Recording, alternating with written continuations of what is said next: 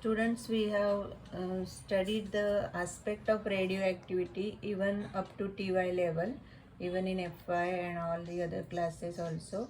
You know what is the concept of alpha decay, beta decay and gamma radiation. But now we are going to see the aspect of this alpha decay in more detail. Whenever we consider the heavy nuclei, obviously the heavy nuclei, that have the more number of protons, and what happens is the Coulomb force increases because of the increasing number of nucleons. Now, whenever we consider the spontaneous emission or spontaneous radioactivity, what happens is the decrease in the mass appears as the kinetic energy of outgoing particle. Means this is the situation where mass is converted into the kinetic energy. Now what happens is when we consider the light elements or small masses compared to this type of constituent, separate constituent, we have the product, the light disintegration product has largest possible kinetic energy. Now, whenever we consider the alpha emission, if you take the example of the elements for which the alpha emission is probable or possible, actually it is expected that their half-life should be less than 10 raised to 16 years. See this value. And the mass number A for those elements is greater than 190. So these are like the rules, or these are like the requirements for which the alpha emission is probable. Now when the uranium-232 nuclei is considered, the energy release for various types of particles is like this. These are the calculated values. If it is neutron, then it is minus 7.26 MeV.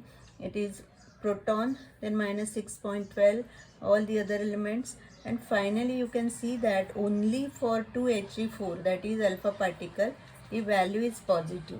Whenever the value is positive, means Q is greater than 0, the particular process is probable. So this decay is possible.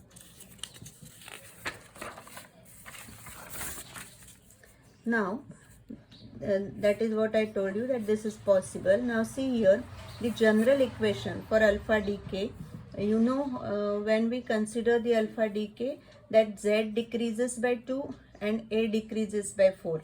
But here you have to consider this aspect also, N decreases by 2. So finally, this is your parent nuclei, this is the daughter nuclei, and this is alpha particle. And what is alpha particle? It is 2He4. So this 2He4 means 2 protons and 2 neutrons, so 4 is over here. Now this decay process can be considered when we consider the target nuclei. Suppose the target nuclei is at rest, it is considered as X. So it is at rest, so its initial energy is this, mass into C square. Now X dash and alpha means the daughter nuclei and the alpha, those are in motion. Both have their kinetic energy and the rest energy. So our equation for conservation of energy will be like this. Mx C square will be mx dash, means for the daughter nuclei, plus its kinetic energy. Then this is again the for alpha particle. Now when we take these masses on the left hand side, what we get is this equation, and Q value for this particular equation will be mx minus mx dash minus m alpha into C square. Now for this particular situation, if your Q is greater than 0, then the decay is possible. Now when we consider this Q value as the total kinetic energy, here you can see that this is only for X dash and alpha, because your X is at rest, so there is no kinetic energy. So what we have is this situation. So for the conservation of momentum, we should know that this P alpha and Px dash should be equal and opposite. That is the concept. Now you are familiar with this particular equation.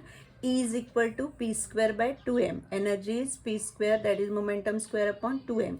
So by considering that aspect, and if your T is very much less than this mc square, then what we get is this T alpha will be this particular value, where m alpha is the mass of alpha particle and this is the mass of the nuclei.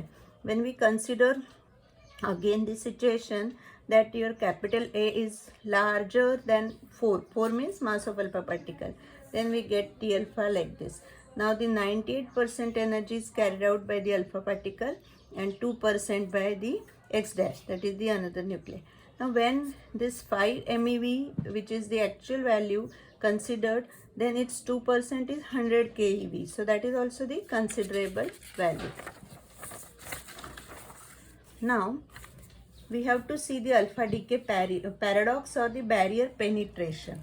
See, we have studied the concept of tunnel effect in TYBSc, and I hope you remember the concept that how the uranium-238 emits the alpha particle even if its energy, I mean the energy of the emitted particle is less than Vp. Classically, what is expected? If Vp, that is the peak value, then it is expected that for the alpha particle to be emitted or to be absorbed, its value means energy should be greater than that. But that is not the situation for uranium. This is the equation for uranium. Uranium gets converted into thorium with the emission of alpha particle, and this is the Q alpha, that is the Q value. Now actual calculated value is 4.2 MeV, and it is calculated by the range measurement procedure or the experiment. Now for polonium, it was observed that though the energy is 9 MeV, it is not getting penetrated. So that was the issue, that is the paradox. It is explained with the help of this particular figure. This is the variation of potential energy with respect to radial distance.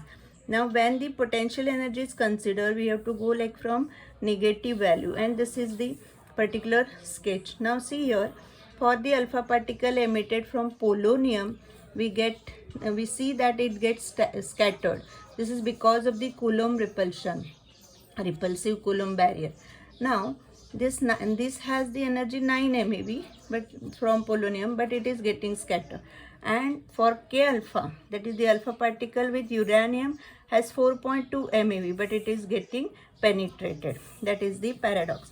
Now the same thing is explained over here.